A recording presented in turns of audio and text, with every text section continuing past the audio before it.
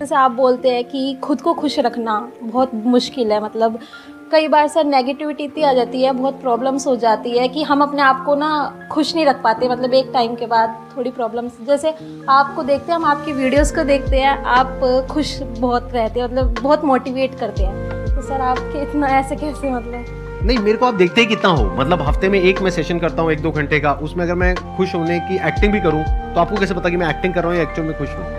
तो अगर आपका ये सवाल है कि हमेशा खुश कैसे रहें, तो ये सवाल का जो जवाब है वो ये है कि आप हमेशा खुश नहीं रह सकते। लाइफ में अप्स एंड डाउन्स आएंगे, और खुशी को अगर समझना है तो दुख को भी समझना होगा, वो ही एक्चुअल में खुश हो सकता है। देखो फॉर एग्जाम्पल, अगर आपको गर्मी को समझना है तो सर्दी को भी समझना होगा ना। यहाँ पे चीज समझने वाली क्या है कि खुश रहने से सिंपल और कुछ नहीं है दुनिया में, खुश रहने से आसान और कुछ नहीं है दुनिया में। लेकिन ऑन द अदर हैंड, क्योंकि ये इतना आसान है, इतना सिंपल है, तो इसलिए हम इसको बड़ी आसानी से लेट गो कर देते हैं। क्योंकि जैसे ही मैं आपको बताऊंगा खुश कैसे रहते हैं, आप कहोगे अच्छा बस इतना ही है, क्योंकि एक्चुअल में खुश रहना इतना आसान है, इतना सिंपल है कि वो हम कभी समझते ही नहीं है। तो जो सबसे आसान चीजें होती हैं, जो सबसे सिंपल चीजें होती हैं, उसकी हम कभी प्रैक्टिस नहीं करते हैं। हम कोई कॉम्प्लिकेटेड आंसर ढूंढते रहते हैं और ऐसा लगता है कि पता नहीं क्या हो जाएगा उससे, और इस चक्कर में हम भटक जाते हैं। जैसे फॉर एग्जाम्पल, अभी हम सब सांस ले रहे हैं, कितना इंपॉर्टेंट है हमारे लिए? बहुत इंपॉर्टेंट है। कभी इसके बारे में सोचते हो? कभी भी सोचते हो? नहीं सोचते। कितनी बड़ी चीज है, उसके बारे में हम नहीं सोचते। लेकिन अगर सांस ना आए तो सिर्फ उसी के बारे में सोचते हो। तो क्या कुछ ऐसा हो सकता है कि जब आप सांस ले रहे हो तब नहीं, जब सांस नहीं आ रही है, जब सांस ले रहे हो तो उसकी इंपॉर्टेंस को देख सकते हो। इसको खुशी बोलते हैं, इसको ग्रैटिट्यूड बोलते हैं, इसको बोलते हैं जो है उसको देख लेना।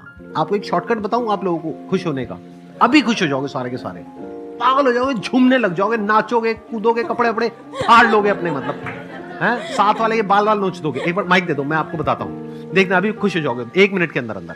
देखो, आंख बंद करो सारे के सारे।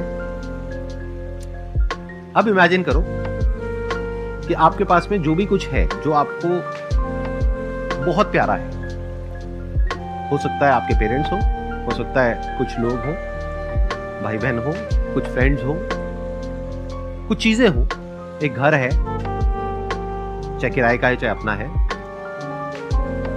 तीनों टाइम का खाना मिल रहा है, बहुत कुछ है आपके पास। इमेजिन करो कि कल सुबह आप उठते हो और वो सब गायब, सब गया।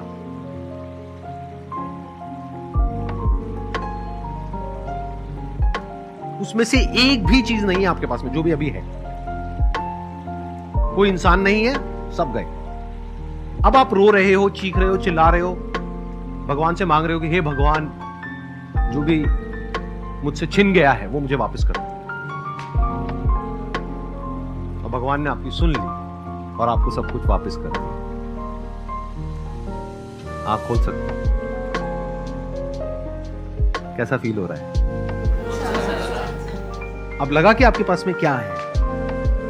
तो जब वो चीज छिन जाती है तब हमें उसकी इंपॉर्टेंस पता लगती है। माँ है, बाप है, भाई है, बहन है, दोस्त है, एक घर है, एक कंफर्टेबल लाइफ है, पता नहीं क्या क्या है, बट इसकी कोई इंपॉर्टेंस ही नहीं। अगर इसकी इंपॉर्टेंस आपको समझ आ जाए उस सबके रहते हुए ही, तो इसको खुशी बोलते हैं। उसके चले जाने के बाद आपको समझ आए तो इसको दुख बोलते हैं।